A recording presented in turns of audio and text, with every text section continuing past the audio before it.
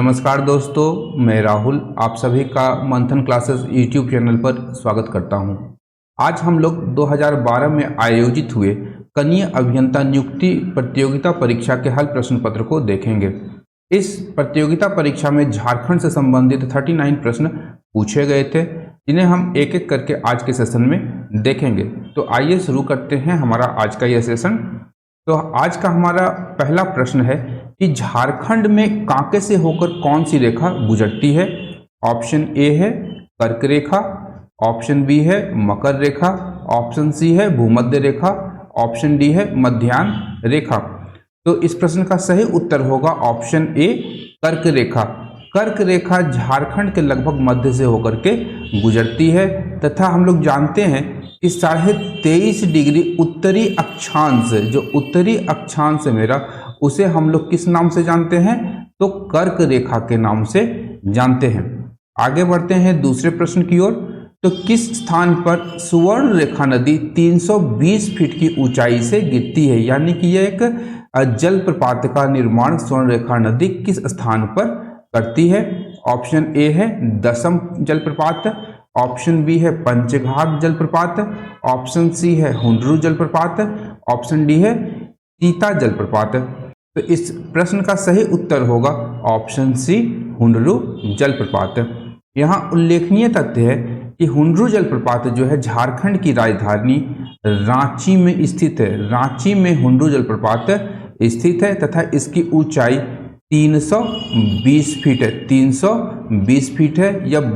यह झारखंड की दूसरी सर्वाधिक ऊंची, दूसरा सबसे अधिक ऊंचा जलप्रपात है। और यहाँ ध्यान रखिएगा कि हुंडरू जलप्रपात किस नदी पर है? स्वर्ण रेखा नदी पर। अगला प्रश्न है कि मंगोलिया पॉइंट किस स्थान पर स्थित है? मंगोलिया पॉइंट किस स्थान पर स्थित है? ऑप्शन ए है कांके, ऑप्शन बी है सम्मेद शिखर जी, ऑप्शन सी है नेतरहाट, ऑप्शन डी है रजरप्पा। तो इस प्रश्न का सही उत्तर होगा option C Netarhat. Magnolia Point, जिसे हम लोग सनसेट पॉइंट के नाम से भी जानते हैं, वह कहाँ स्थित है? तो नेतरहाट में स्थित है। यहाँ मूलतः एक ब्रिटिश लड़की थी, एक ब्रिटिश लड़की जिसका नाम मंगोलिया था, उसी के नाम पर इस पॉइंट का नाम मंगोलिया पॉइंट रखा गया है। अगला प्रश्न है कि पालना डैम झारखंड के किस नदी पर अवस्थित है? ऑप्शन ए है सुवर्ण रेखा नदी, ऑप्शन बी है बैतरणी नदी, ऑप्शन सी है दामोदर नदी और ऑप्शन डी है ब्राह्मणी नदी। तो इस प्रश्न का सही उत्तर होगा पालना डैम सुवर्ण रेखा नदी पर स्थित है। पालना डैम सरायकेला खरसावा में स्थित है। ध्यान रखिएगा कि पालना डैम कहाँ स्थित है? तो सरायकेला खरसावा जिले में, सरायकेला खरसावा जिले में स्थित है तथा यहाँ पर स्वर्ण रेखा नदी के ऊपर एक डैम का निर्माण किया गया है, जिसे पालना डैम के नाम से जानते हैं। बढ़ते हैं अगले प्रश्न की ओर। तो अगला प्रश्न है दामोदर घाटी में मुख्य रूप से किस प्रकार की मिट्टी पाई जाती है? ऑप्शन ए है लाल मिट्टी, ऑप्शन बी है अब्रक मिट्टी, ऑप्शन सी है काली मिट्टी, ऑप्शन डी है लेटेराइट मिट्टी। यहाँ ये चार जो ऑप्शन दिए गए हैं, ये चारों ऑप्शन यहाँ पर गलत हैं। तो इस प्रश्न का सही उत्तर होगा दामोदर घाटी क्षेत्र में मुख्य रूप से बलुई मिट्टी पाई जाती है। ध्यान रखिएगा दामोदर घाटी क्षेत्र में बलुई मिट्टी पाई जाती है। दामोदर घाटी में गोंडवाना क्रम की चट्टानें पाई जाती हैं, क्रम की चट्टानें पाई जाती हैं तथा यहाँ पर मूल रूप से इसमें बलुआ पत्थर और सेल की प्रधानता होती है। बलुआ पत्थर एवं सेल की प्रधानता होती है, जिसके कारण यहाँ की जो मिट्टी होती है मूल रूप से बलुई मिट्टी होती है। आगे बढ़ते हैं। तो गुमला और लोहरदगा की खादानों से कौन सा खनिज हिंडाल्को इंडस्ट्रीज लिमिटेड को भेजा जाता है, जिसे मई 2012 में माओवादियों के उपद्रव के कारण बंद करना पड़ा था? ऑप्शन ए है चांदी, ऑप्शन बी है बॉक्साइट, ऑप्शन सी है जस्ता, ऑप्शन डी है तांबा। तो इस प्रश्न का सही उत्तर होगा ऑप्शन बी बॉक्साइट। हिंडाल्को जो कंपनी है मूल रूप से एल्यूमिना का निर्माण करती है तथा इसकी स्थापना 1938 ईस्वी में की गई थी। उस समय इसे इंडियन एल्यूमिनियम कंपनी के नाम से, इंडियन एल्यूमिनियम कंपनी के नाम से जाना जाता था, परंतु वर्तमान समय में इसे हम लोग हिंडाल्को इंडस्ट्रीज के नाम से जानते हैं। एक अन्य तथ्य याद रखिएगा कि जो झारखंड का पाट क्षेत्र है, पाट क्षेत्र, वह अपने बॉक्साइट उत्खनन के लिए, बॉक्साइट उत्खनन के लिए विख्यात है। यह उस समय का तत्कालीन करंट अफेयर से संबंधित प्रश्न था, इसलिए यह प्रश्न पूछा गया है। आगे बढ़ते हैं। तो धनबाद जिले को कौन सा औद्योगिक शहर, एक सघन औद्योगिक संकुल है जहां 25 किलोमीटर के दायरे में 250 उद्योग स्थापित हैं? ऑप्शन ए है चिरकुंडा, ऑप्शन बी है टोंटो, ऑप्शन सी है सोनुआ, ऑप्शन डी है पंतनगर। तो इस प्रश्न का सही उत्तर होगा ऑप्शन ए चिरकुंडा। बढ़ते हैं अगले प्रश्न की ओर। तो 2011 की जनगणना के अनुसार झारखंड के किस जिले में लिंगानुपात सबसे कम है? ऑप्शन ए है बोकारो, ऑप्शन बी है धनबाद, ऑप्शन सी है पश्चिम सिंहभूम और ऑप्शन डी है लोहरदगा। तो इस प्रश्न का सही उत्तर होगा ऑप्शन बी धनबाद। ध्यान रखिएगा, धनबाद का जो लिंगानुपात है वह केवल 909 है। वहीं हम लोग यदि संपूर्ण झारखंड की बात करें तो झारखंड का जो लिंगानुपात है वो 947 है। ध्यान रखिएगा, 947 है झारखंड का लिंगानुपात, तथा वहीं पश्चिमी सिंहभूम जो जिला है झारखंड का, उसका लिंगानुपात झारखंड में सर्वाधिक है तथा वह 1005 है, वह 1005 है। अगला प्रश्न है, झारखंड का कौन सा जिला राज्य का 100% लौह अयस्क उत्पादक जिला है? तो ऑप्शन ए है जमशेदपुर, ऑप्शन बी है पश्चिमी सिंहभूम, ऑप्शन सी है रांची, ऑप्शन डी है गोड्डा। तो इस प्रश्न का सही उत्तर होगा ऑप्शन बी पश्चिमी सिंहभूम जो है झारखंड का एकमात्र जिला है जहां 100% लौह अयस्क उत्पादन होता है। वर्तमान समय में यदि हम लोग देखें तो पश्चिमी सिंहभूम में कुल 28 लौह खदानें हैं, जिसमें से नोवा मुंडी, गुआ, नेतुबुरु, चिरिया, जामदा आदि उल्लेखनीय हैं। ये सारे के सारे लौह अयस्क की खदानें कहाँ स्थित हैं? तो पश्चिमी सिंहभूम में। अगला प्रश्न है, झारखंड के किस स्थान पर 500 फीट ऊंचा भुवनेश्वरी मंदिर स्थित है? ऑप्शन ए है जमशेदपुर, ऑप्शन बी है रांची, ऑप्शन सी है धनबाद, ऑप्शन डी है बोकारो। तो इस प्रश्न का सही उत्तर होगा ऑप्शन ए जमशेदपुर। जमशेदपुर या पश्चिमी सिंहभूम में भुवनेश्वरी मंदिर स्थित है। पढ़ते हैं अगले प्रश्न की ओर। तो अगला प्रश्न है, झारखंड के किस स्थान पर मलूटी मंदिर स्थित है? ऑप्शन ए है गोड्डा, ऑप्शन बी है धनबाद, ऑप्शन सी है दुमका, ऑप्शन डी है हजारीबाग। तो इस प्रश्न का सही उत्तर होगा ऑप्शन सी दुमका।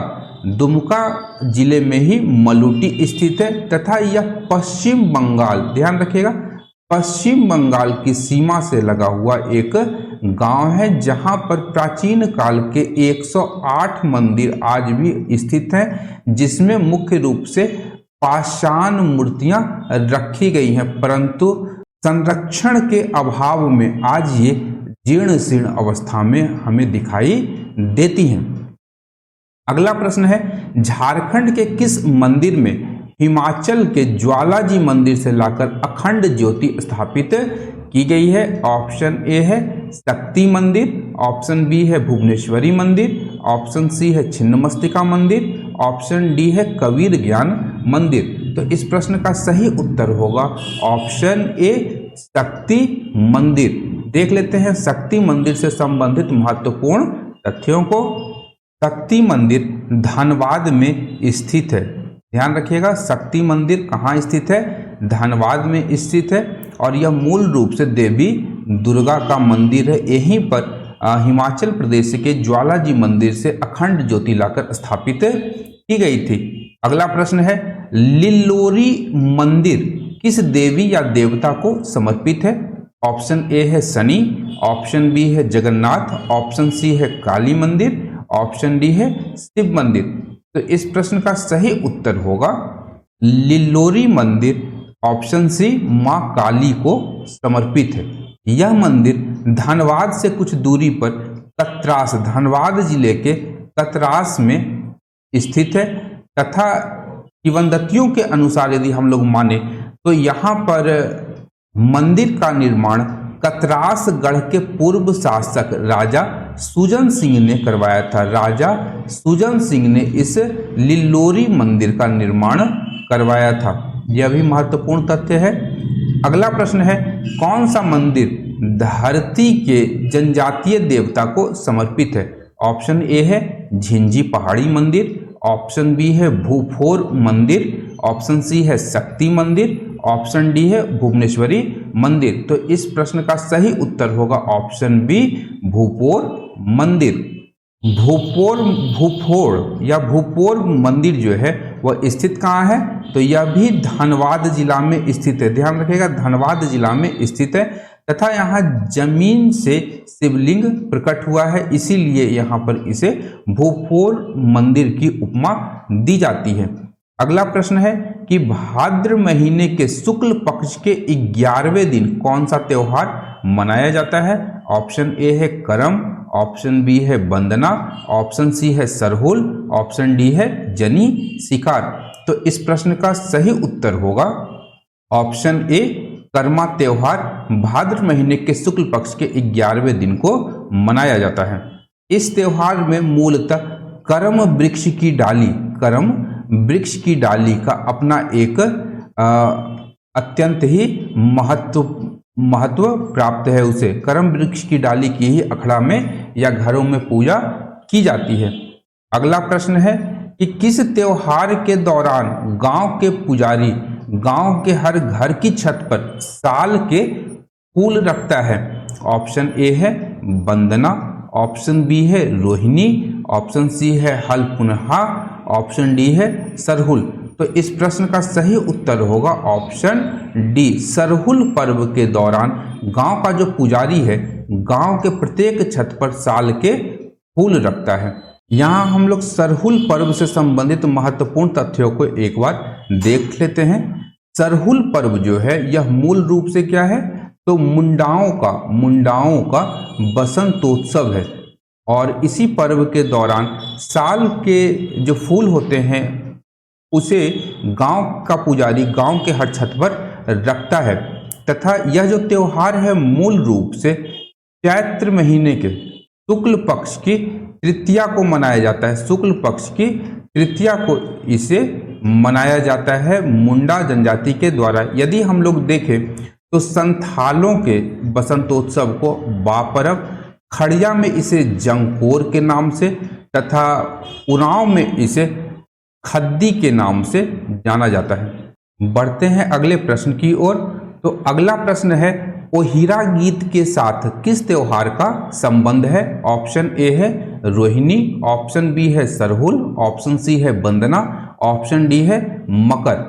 तो इस प्रश्न का सही उत्तर होगा ओहिरा गीत का संबंध वंदना त्योहार के साथ में। ध्यान रखिएगा, वंदना त्योहार के साथ में ओहिरा गीत का संबंध है तथा रात्रि के समय यह जो गीत है यह स्त्री और पुरुष, स्त्री एवं पुरुष दोनों के साथ सम्मिलित रूप से अखड़ा में गाया जाता है। अगला प्रश्न है किस त्योहार में अविवाहित युवतियां एक लकड़ी या बांस के सुसज्जित चौखटों को रंगीन कागज से सजाकर पास की नदी को समर्पित कराती हैं? ऑप्शन ए है टूसू पर्व, ऑप्शन बी है जावा पर्व, ऑप्शन सी है जनी शिकार, ऑप्शन डी है सरहुल। तो इस प्रश्न का सही उत्तर होगा ऑप्शन ए टूसू पर्व के दौरान जनजातीय अविवाहित युवतियां लकड़ी या बांस के सुसज्जित चौखटों को रंगीन कागज से सजा करके पास की नदी को समर्पित करती हैं। यहाँ टूसू जो है एक लड़की है और इसी के बलिदान की स्मृति में इस त्योहार को जनजातीय स्तर पर मनाया जाता है। अगला प्रश्न है, किस त्योहार में 9 दिन उपवास के बाद 10वें दिन उपासक जलते कोयले पर नंगे पैर चलते हैं? ऑप्शन ए है कर्मा, ऑप्शन बी है जनी शिकार, ऑप्शन सी है मंडा, ऑप्शन डी है मकर। तो इस प्रश्न का सही उत्तर होगा ऑप्शन सी मंडा। मंडा पर्व के ही दौरान जो जनजातीय उपासक होते हैं वे नंगे पैर कोयले पर नंगे पैर चलते हैं। मंडा त्योहार अक्षय तृतीया के अवसर पर मनाया जाता है। प्रत्येक वर्ष बैसाख, जेठ तथा आषाढ़ महीने में इस त्योहार का आयोजन हजारीबाग, बोकारो और रामगढ़ जिले में किया जाता है। हजारीबाग, बोकारो और रामगढ़ जिले में मंडा त्योहार का आयोजन प्रत्येक बैसाख, जेठ और आषाढ़ महीने में किया जाता है। अगला प्रश्न है, किस स्वतंत्रता सेनानी को अंग्रेजों ने 3 मार्च सन 1900 ईस्वी को चक्रधरपुर जम्पोपाई जंगल में सोते हुए गिरफ्तार किया था? ऑप्शन ए है बुद्धू भगत, ऑप्शन बी है हल्दर, ऑप्शन सी है बिरसा मुंडा, ऑप्शन डी है जग्गू दीवान। तो इस प्रश्न का सही उत्तर होगा बिरसा मुंडा। परंतु यहाँ ध्यान देने योग्य एक तथ्य है, बिरसा मुंडा को 3 मार्च 1900 के स्थान पर, यहाँ ध्यान रखिएगा कि बिरसा मुंडा को 3 फरवरी 1900 ईस्वी को गिरफ्तार किया गया। बिरसा मुंडा को गिरफ्तार करवाने में बंद गांव के जमींदार थे जगमोहन सिंह, उनके आदमी वीर सिंह महली ने महत्वपूर्ण भूमिका निभाई थी। वीर सिंह महली ने ही बिरसा को गिरफ्तार करवाने में महत्वपूर्ण भूमिका निभाई थी। अगला प्रश्न है कि निम्नलिखित में से किस स्थान पर अंग्रेजों ने जलियांवाला बाग की तर्ज पर गोलियां बरसाई थी? ऑप्शन ए है डोंबरी पहाड़, ऑप्शन बी है कोकर, ऑप्शन सी है रांची, ऑप्शन डी है जमको पाई। तो इस प्रश्न का सही उत्तर होगा ऑप्शन ए डोंबरी पहाड़ी। डोंबरी पहाड़ी या इसे हम लोग सैल रकब की पहाड़ी के नाम से भी जानते हैं, जहां पर मुंडा जनजाति ने उलगुलान के दौरान अंग्रेजों का सबसे कड़ा प्रतिरोध किया था। यहीं पर कमिश्नर फोरवेस तथा डिप्टी कमिश्नर स्ट्रेटफील्ड ने मुंडा जनजाति को पराजित किया था तथा बिरसा आंदोलन के दौरान यह अत्यंत ही महत्वपूर्ण युद्ध था। आगे बढ़ते हैं अगले प्रश्न पर। अगला प्रश्न है, किस किले का निर्माण पूर्व मुगल शासक राजा मेदिनी राय के द्वारा कराया गया था? ऑप्शन ए है पलामू किला, ऑप्शन बी है रोहतासगढ़ किला, ऑप्शन सी है शेरगढ़ किला, ऑप्शन डी है सिंदरा किला। तो इस प्रश्न का सही उत्तर होगा ऑप्शन ए पलामू किला। पलामू किले का जो निर्माण है नए किले का, ध्यान रखिएगा, नए किले का जो निर्माण है वह मेदिनी राय के द्वारा औरंगा नदी के तट पर करवाया गया था तथा यह जो किला है वर्तमान समय में बेतला अभ्यारण्य में स्थित है।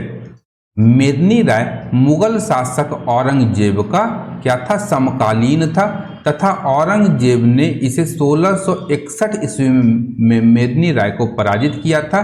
पराजित करने वाला जो बिहार का सूबेदार था उसका नाम था दाऊद खान, परंतु 1666 ईस्वी में मेदिनी राय ने अपने राज्य को पुनः प्राप्त किया और एक बार फिर से उसे बुलंदियों पर पहुंचा दिया। इसलिए मेदिनी राय के शासनकाल को चेरो वंश के शासनकाल का स्वर्ण युग की उपमा दी जाती है।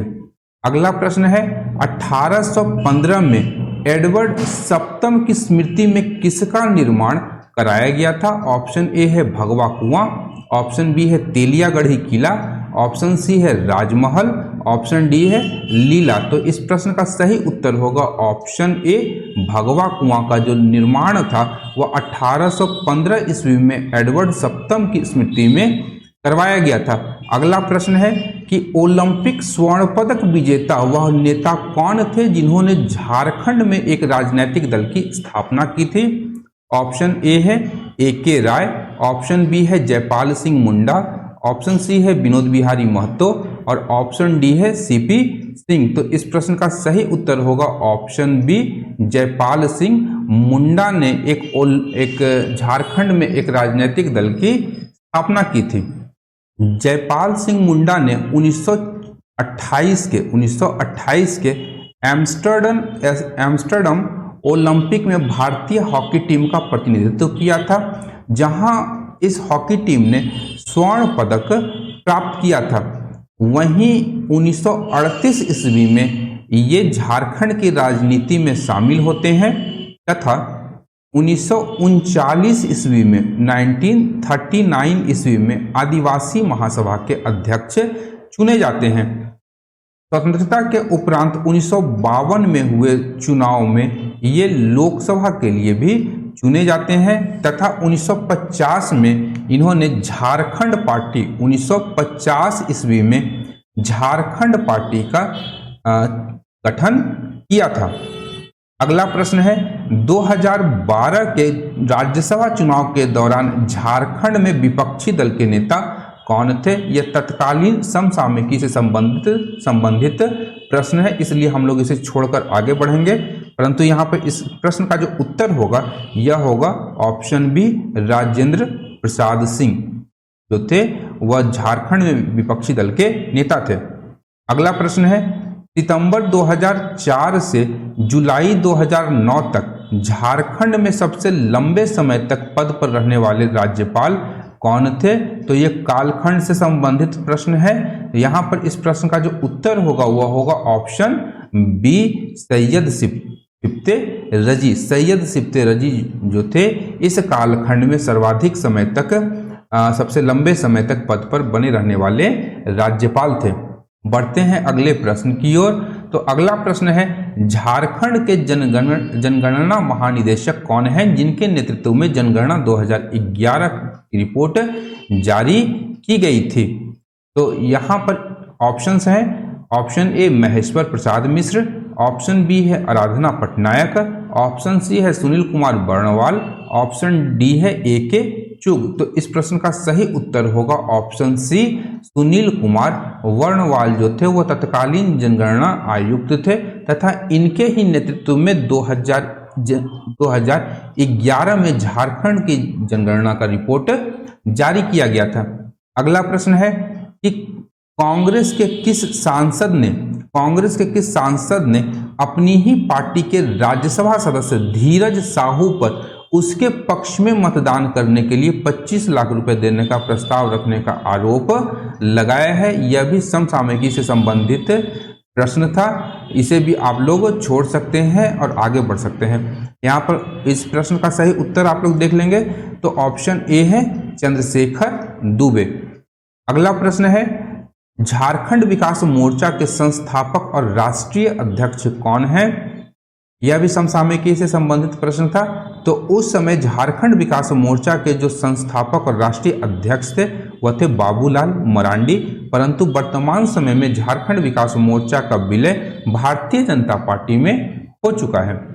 आगे बढ़ते हैं अगले प्रश्न की ओर। तो अगला प्रश्न है कि मई 2012 में झारखंड में 2 सीटों के लिए कराए गए राज्यसभा चुनाव में कौन कौन से प्रत्याशी विजयी हुए थे। ऑप्शन ए है प्रदीप कुमार बालमूचू और संजीव कुमार, ऑप्शन बी है संजीव कुमार, ऑप्शन सी है और एस आहलूवालिया, ऑप्शन सी है सीपी सिंह और संजीव कुमार, ऑप्शन डी है प्रदीप कुमार बालमूचू और आर.के. अग्रवाल। तो इस प्रश्न का सही उत्तर होगा कि उस समय प्रदीप कुमार बालमूचू और संजीव कुमार जो थे मई 2012 में झारखंड में 2 सीटों के लिए कराए गए राज्यसभा चुनाव में विजयी हुए थे। अगला प्रश्न है कि श्री सत्यानंद झा बाटुल इनका उपनाम है, जिन पर अपनी पहली पत्नी की मृत्यु के पश्चात एक स्कूल शिक्षिका से शादी करने का आरोप लगा है, किस विधानसभा क्षेत्र का प्रतिनिधित्व करते हैं। यह भी समसामयिकी से संबंधित ही प्रश्न था और उस समय काफी चर्चा और विवाद में सत्यानंद झा बाटुल आए थे। तो इस प्रश्न का सही उत्तर होगा कि सत्यानंद झा या बाटुल ऑप्शन ए नाला विधानसभा के विधानसभा सदस्य थे। अगला प्रश्न है, अटल बिहारी वाजपेयी सरकार में वन एवं पर्यावरण राज्य मंत्री कौन थे। तो ऑप्शन ए है Babulal Marandi, option B Kariya Munda, option C CP Singh, option D Jayaprakash Narayan Singh. यह भी समसामयिकी से संबंधित प्रश्न है। इस प्रश्न का उत्तर होगा ऑप्शन ए बाबूलाल मरांडी जो थे वह अटल बिहारी वाजपेयी की सरकार में वन एवं पर्यावरण राज्य मंत्री के तौर पर काम करते थे।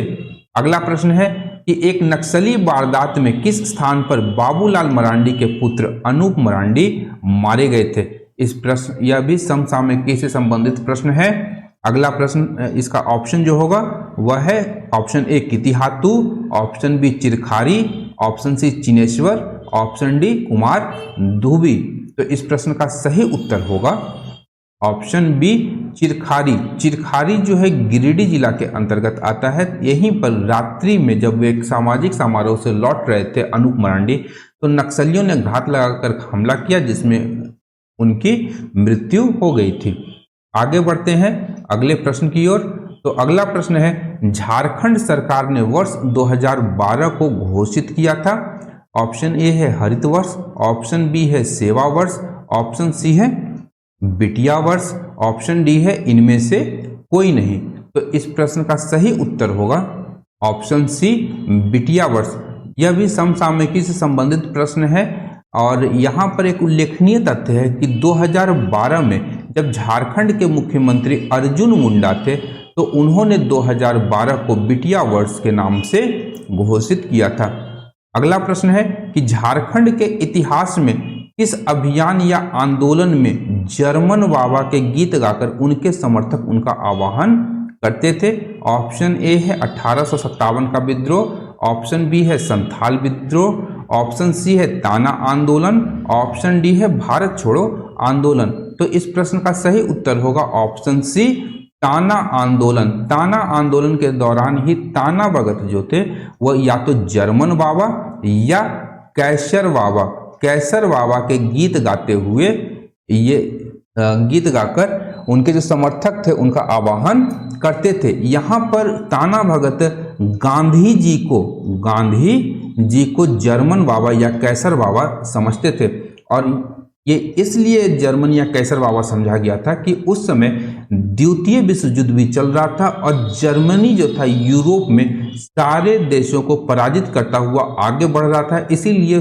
जो सीधे साधे ताना भगत थे उन्होंने गांधी जी को ही जर्मन बाबा और कैसर बाबा समझ लिया तथा उनके अनुसार ये जो जर्मन और कैसर बाबा हैं ये भारत से अंग्रेजों को निकाल कर ही दम लेंगे। ताना भगत आंदोलन जो है मूल रूप से 1914 ईस्वी में जतरा भगत के द्वारा प्रारंभ किया गया था तथा यह 1921 ईस्वी में 1920-21 ईस्वी में क्या हुआ था, गांधी जी के असहयोग आंदोलन से जुड़ करके एक राजनैतिक आंदोलन हो गया था। अगला प्रश्न है कि 2007 में जेल ले जाए जाने के दौरान शिबू सोरेन के काफिले पर किस स्थान पर हमला हुआ था। ऑप्शन ए है रांची, ऑप्शन बी है दुमका, ऑप्शन सी है चतरा, ऑप्शन डी है डुमरिया। तो ध्यान रखिएगा इस प्रश्न का सही उत्तर है ऑप्शन डी डुमरिया। एक गांव है, यह गांव है देवघर जिले का। यही 2007 में जब शिबू सोरेन जी को जेल ले जाया जा रहा था तो यहाँ पर उन पर बमों से हमला किया था, परंतु सौभाग्य से शिबू सोरेन जी को क्षति नहीं पहुंची थी। आगे है प्रश्न संख्या 37 की एमएलए टेकलाल महतो जिन्होंने एक अलग राज्य के रूप में झारखंड की स्थापना में एक महत्वपूर्ण भूमिका निभाई थी, वे किस विधानसभा क्षेत्र से जनप्रतिनिधि थे। ऑप्शन ए है धनबाद, ऑप्शन बी है रामगढ़ या रामगढ़ का मांडू क्षेत्र, ऑप्शन सी है रांची, ऑप्शन डी है पलामू। तो इस प्रश्न का सही उत्तर होगा ऑप्शन बी रामगढ़ मांडू विधानसभा क्षेत्र से टेकलाल महतो विधायक के रूप में विधानसभा पहुंचे थे। आगे बढ़ते हैं अगले प्रश्न पर। तो अगला प्रश्न है, झारखंड राज्य के उस प्रसिद्ध व्यक्तित्व का नाम बताएं जो सीमांत संस्कृतियों के एक इतिहासकार हैं। ऑप्शन ए है अपर्णा घोष, ऑप्शन बी है रमणिका गुप्ता, ऑप्शन सी है श्वेता टंडन, ऑप्शन डी है प्रेमलता अग्रवाल। तो इस प्रश्न का सही उत्तर होगा ऑप्शन बी, रमणिका गुप्ता जो है सीमांत संस्कृतियों की एक इतिहासकार हैं। अगला प्रश्न है, रांची में आयोजित 34वें राष्ट्रीय खेल में झारखंड को कौन सा स्थान प्राप्त हुआ था। ऑप्शन ए है 7वां, ऑप्शन बी है 6ठा, ऑप्शन सी है 5वां और ऑप्शन डी है 4था। तो इस प्रश्न का सही उत्तर होगा ऑप्शन सी, 5वां। 34वें राष्ट्रीय खेल का आयोजन झारखंड में 2011 के दौरान किया गया था। इस आयोजन में झारखंड ने 5वां स्थान प्राप्त किया था। प्रीवियस ईयर से संबंधित आज का यह सेशन यहीं पर समाप्त होता है। यदि आप लोगों को मेरा यह प्रयास पसंद आ रहा है तो आप मेरे इस चैनल को लाइक, शेयर तथा सब्सक्राइब करना बिल्कुल भी ना भूलें। साथ ही साथ अपने फ्रेंड सर्कल में भी मेरे इस वीडियो को आप लोग शेयर कर सकते हैं ताकि अधिक से अधिक लोग इस प्रयास का लाभ उठा सकें तथा आने वाले विभिन्न प्रतियोगी परीक्षाओं में सफल हो सकें। अंत तक वीडियो देखने के लिए धन्यवाद। तथा यदि आप लोगों का कोई भी सुझाव है या कोई भी सवाल है तो आप कमेंट बॉक्स में डाल सकते हैं। मिलते हैं फिर एक नए वीडियो के साथ में, तब तक के लिए देखते रहिए मंथन क्लासेस।